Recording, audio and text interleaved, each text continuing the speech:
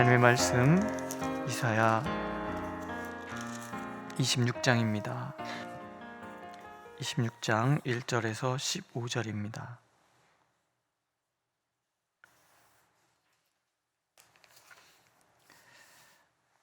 한 목소리로 읽겠습니다. 26장 1절. 그날에 유다 땅에서 이 노래를 부르리라. 우리에게 견고한 성읍이 있으며 여호와께서 구원을 성벽과 외벽으로 삼으시리로다. 너희는 문들을 열고 신의를 지키는 의로운 나라가 들어오게 할지어다. 주께서 심지가 견고한 자를 평강하고 평강하도록 지키시리니 이는 그가 주를 신뢰함이니이다. 너희는 여호와를 영원히 신뢰하라.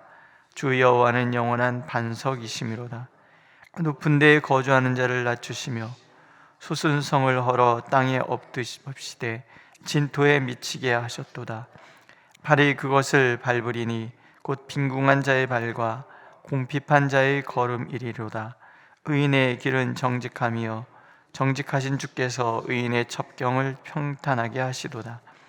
여호와여, 주께서 심판하시는 길에서 우리가 주를 기다려 싸우며 주의 이름을 위하여 또 주를 기억하려고 우리 영혼이 사모하나이다.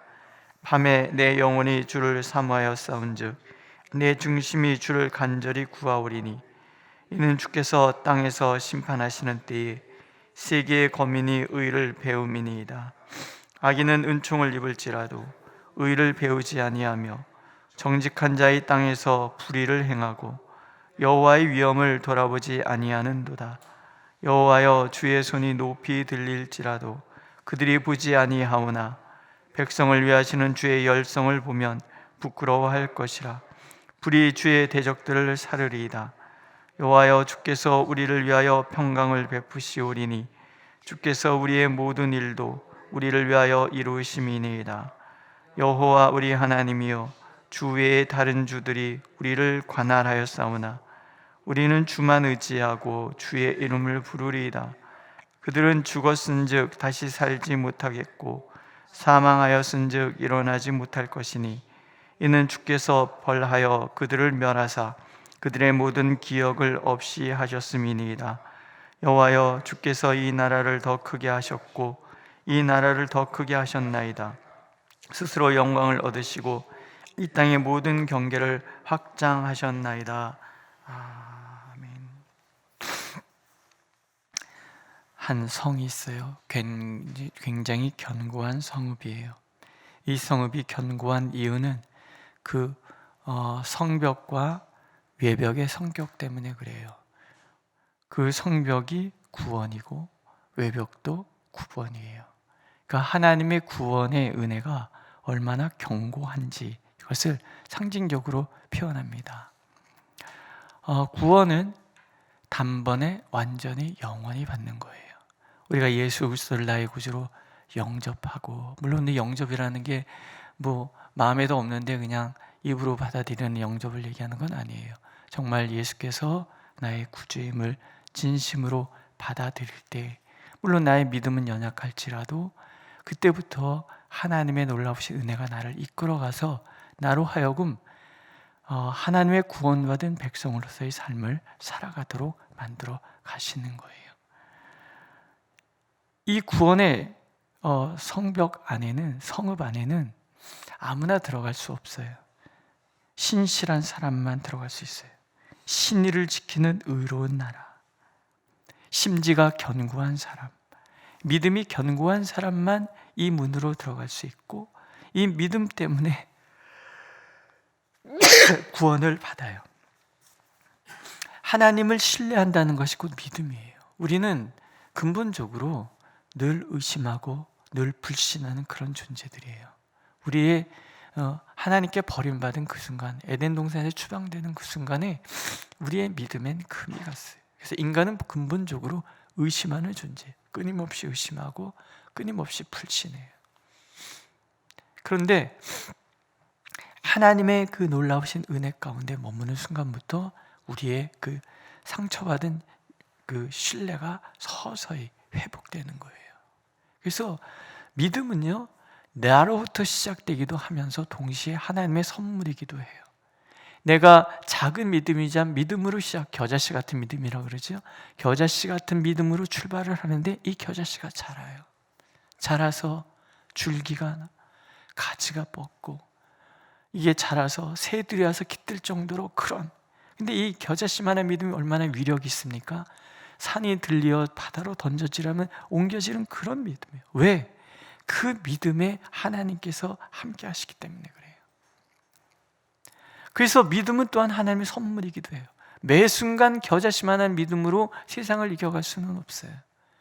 그래서 하나님이 믿음을 주시는 거예요. 매 순간을 견딜 수 있도록, 매 순간을 이겨낼 수 있도록. 이게 구원이에요. 그래서 견고해요. 단번에 완전히 영원히는 나의 믿음이 완벽하기 때문이 아니에요. 겨자씨만한 믿음으로 시작을 하는데 하나님께서 함께 하셔서 이 믿음이 날마다 자라가는 거예요. 미래적, 그래서 구원은 현재임과 동시에 미래적인 거예요. 우리의 믿음이 자라가서 하나님 안에서 완성될 때 그것이 구원의 완성이 되는 거예요. 그러나 이 겨자씨만함으로 출발해도 하나님이 나와 함께 하시기 때문에 지금 현재도 우리는 구원의 확신을 가질 수 있는 거예요. 그걸 평강이라고 그래요. 평강에서 평강으로. 하나님 안에 있는 사람은 평강에서 평강으로 나아가는 거예요. 그러나 그 믿음의 과정에서 우리가 조심해야 돼요. 교만을 조심해야 돼요. 높은 데에 거주하는 자를 낮추시며 솟은 성을 헐어 땅에 엎으시되 진토에 미치게 하셨도다. 교만한 자는 절대로 들어갈 수 없는 곳이 구원의 성읍이에요. 그 교만이 낮아져야 돼. 내가 남보다 낫다라고 생각하는 그 교만에서 낮아져야 돼. 내가 특별하다고 생각하는 그 교만에서 낮아져야 돼요. 누군가보다 내가 우월하다고 생각하는 그 교만에서 낮아져야 돼요. 그 교만 때문에 함부로 다른 나라를 침범하고 그 교만 때문에 그 포악한 자가 연약한 자들을 압제하는 거예요. 압제하고 탈취하고. 옛날에 육룡의 나르시라는 그 드라마가 있었어요. 조선 건국 이야기인데 거기 길템이라는 가상의 인물인데 이 무사가 나와서 그렇게 얘기를 해요. 세상은 강한 자가 약한 자를 억압하는 게 세상이야. 당연한 거야. 내가 힘이 있어서 너희들을 착취한 건 당연한 거야. 말도 안 되는 얘기죠. 근데 제가 그 대사를 보면서 그랬어요. 그래, 세상은 그런 거예요. 세상은 강한 자가 끊임없이 연약한 자들을 억압해요. 근데 그 연약한 자들은 이 땅에서 호소할 데가 없어요. 하나님이 왜 연약한 자들의 편을 드는? 그들은 호소할 데가 없기 때문에 그래요. 호소할 데가 없는 자들. 우리가 다 그런 사람들이에요. 기도는요, 이 땅 어디에도 호소할 데가 없다고 인정하는 사람만이 기도를 시작할 수 있는 거예요. 그래서 기도는 약한 자만 할 수 있는 거예요. 강한 자는 절대 기도하지 않아요. 여러분 보시면 알지 않습니까? 힘 있는 사람은 기도 자리에 나오지 않아요. 잘 되는 사람들 기도의 자리에 나오지 않아요.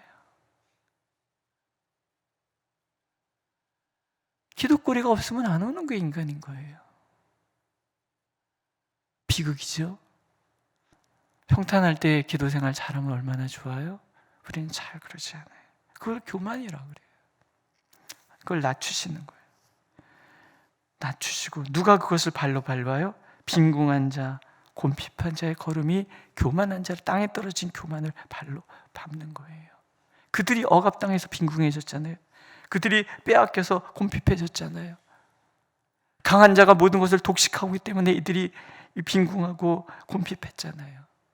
하나님이 그 교만을 낮추실 때 이들이 그것을 발로 밟는다는 건 누가 승리자는 얘기냐면 하나님을 전심으로 바라보는, 하나님 외에는 바라보지 않겠노라고 다짐하는 진정한 연약한 자.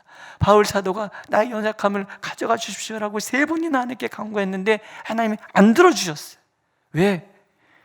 약할 때가 하나님이 가장 강할 때라는 걸 아시기 때문에.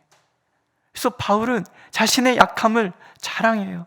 왜? 이 약함 때문에 하나님이 나와 함께 하시고, 약함 때문에 바울이 전심으로 하나님을 찾게 되고, 이 약함 때문에 하나님과 동행하는 삶을 살았기 때문에, 그래서 나는 약함을 자랑한다고 더 이상 그 약함을 거둬가 달라고 기도하지 않아요. 이게 하나님이 나와 함께 하시는 도구고 하나님이 나와 함께 했다는 문과 같은 것이니 어떻게 소중한 그 문을 버릴 수 있어요? 그래서 약함을 견디는 거, 이기는 거죠. 더 이상 약함 때문에 좌절하지 않아요. 예수 믿는다는 것은 그런 거예요. 환경이 변하는 게 아니에요. 내가 변하는 거예요. 내가 달라지는 거예요. 세상을 바라보던, 세상의 무게에 눌려서 헉헉대던 내가 더 이상 하나님 때문에 헉헉댈 필요가 없어요. 발로 밟고, 교만자들을 발로 밟고 오히려 평강에서 평강으로 나아가는 사람들, 그것이 구원받은 하나님의 사람들이고, 하나님은 그런 사람들을 통해서 일하신다는 거죠. 의인의 정직함과 하나님의 정직함이 만나면 평탄이 돼요. 의인의 길은 정직함이요 정직하신 주께서 의인의 척형을 평탄하게 하시도다. 하나님은 언제나 정직하시죠, 그렇죠? 그럼 그 하나님 앞에 반응하는 누가 정직해야 돼? 내가 정직해야 돼. 진정 내 삶의 평탄을 원한다 그러면 하나님 앞에서 내가 정직해야 돼요. 어떤 분이 갈라디아서를 요새 갈라디아서 공부를 하고 있는데, 갈라디아서는 위선에 대한 책이다라고 얘기를 해요. 내가 율법학자다, 바리새인이다, 유대인이다 그러면서 나의 약함을 바라보지 않아. 예수 그리스도 안에서 나의 약함을 바라보지, 그것을 감춰요. 그 위선인 거. 위선에 대한 공격이 갈라디아서. 위선을 내려놓을 때 진정한 은혜를 알 수 있게 돼요. 나의 거짓됨을 내려놓을 때 하나님의 정직함을 내가 만나게 되는 거예요. 우리 잘 정직하지 않아요. 나이가 들어갈수록 점점 저 위선자가 돼요. 나이 들어갈수록 더 순수한 그런 신앙으로 나가야 되는데 반대, 나이가 들어갈수록 직분이 무게가 커지면 커질수록 우리는 자꾸 위선자가 되어요. 목사는 위선자가 되어야 목회를 잘해요. 나의 약함을 드러내면 안 돼요. 아쉬운 소리 하면 안 돼요. 이 자리에서는 슬퍼도 웃어야지 돼. 힘들어도 힘든 척하면 안 돼요. 장로님들도 마찬가지고. 그러면서 우리는 우리의 마음이 골마가는 것을 놓치기 시작해요. 하나님 앞에서 정직해져야 돼요. 하나님의 정직함을 만나려면 내가 정직해져야 돼요. 나의 위선, 남에게 보이려고 하는 그런 마음들, 이런 마음들이 다 내려놓아질 때 하나님의 정직함을 만나고, 그 나의 정직함과 하나님의 정직함이 만나는 거기가 평탄이라는 거예요. 오늘 말씀이 그런 뜻이에요. 의인의 척경을 평탄하게 하시는 하나님이시라면 우리가 해야 될 일은 기다리는 거예요. 주께서 심판하시는 길에서 우리가 주를 기다렸습니다. 불의한 세상을 바라보고 포악한 자들이 파는 친을 받을 세상을 바라보면서 의인들은 기다리는 거예요. 하나님의 그 심판의 길에서, 남들은 그 심판의 길을 두렵다고 얘기하는데 우리는 심판의 길에서 기다리는, 왜? 그 길이 바로 내가 구원받는 길이잖아요. 내가 진정 평탄함에 이르는 길이잖아요.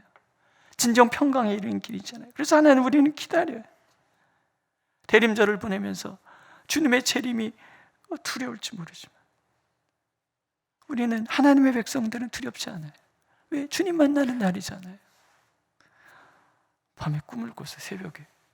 새벽 2시에 깼다가 다시 잠들었는데 꿈을 꿨는데 누가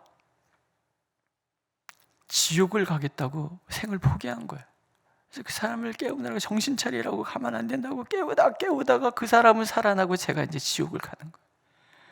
지옥 가는 사람들이 이렇게 걸어오는데 나는 뒤로 이렇게 막 끌려가면서 이렇게 보다가 잠을 깼어요.